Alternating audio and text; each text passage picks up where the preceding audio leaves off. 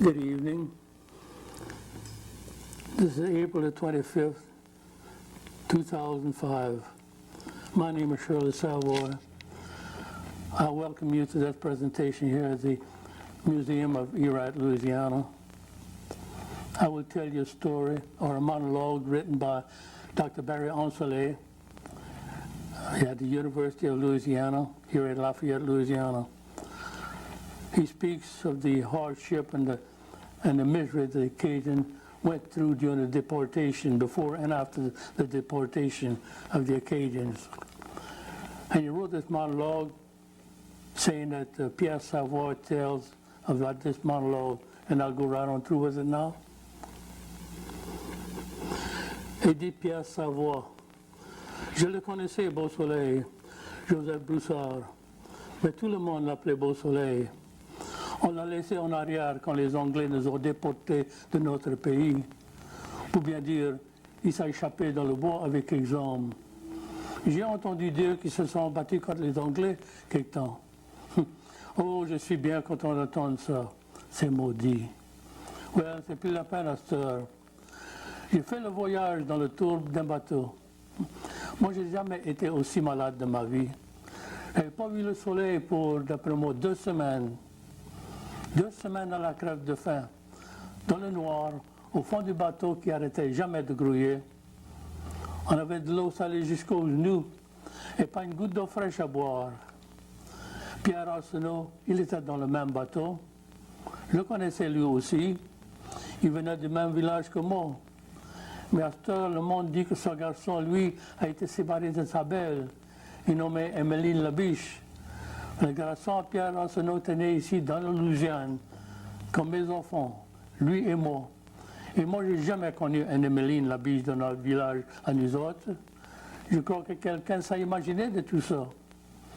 Il avait un nommé Longfellow qui avait imaginé qu'une autre délaissée qui s'appelait soi-disant Evangeline. Ou peut-être c'était supposé être la même. Je ne me rappelle plus comment l'histoire va. Dans tous les cas, moi, je n'ai pas connu ni un ni l'autre. Oh, pourtant, j'en ai connu de délaissés. Il y avait plein de sur notre bateau qui n'avaient pas pu aller chercher leur famille avant de partir. Ils ont été foutus dans le bateau. La porte s'est fermée. Et c'était tout. J'ai entendu des femmes, des hommes et des enfants brailler pour ceux qui ont été laissés sur les corps. Personne ne les a imaginés, eux.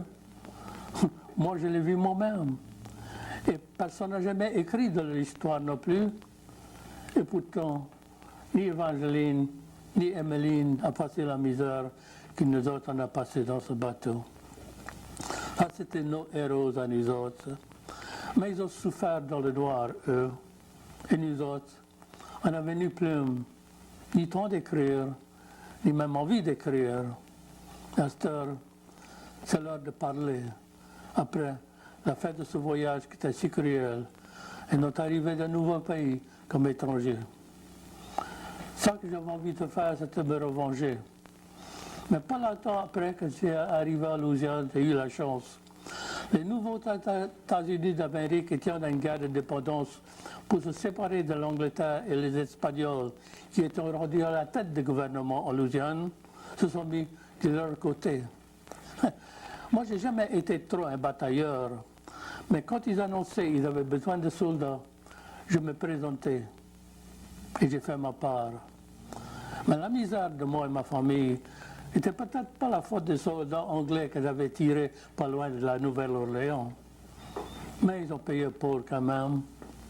Après, j'ai essayé de mettre le malheur en arrière pour chercher le bonheur.